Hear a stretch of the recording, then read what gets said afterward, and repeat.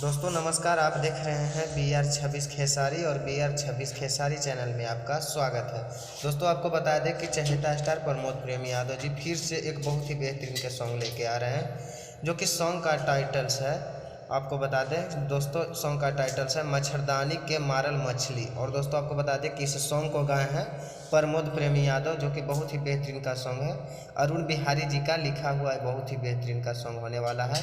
और दोस्तों इस सॉन्ग को म्यूजिक से सजाए हैं छोटू रावत जी।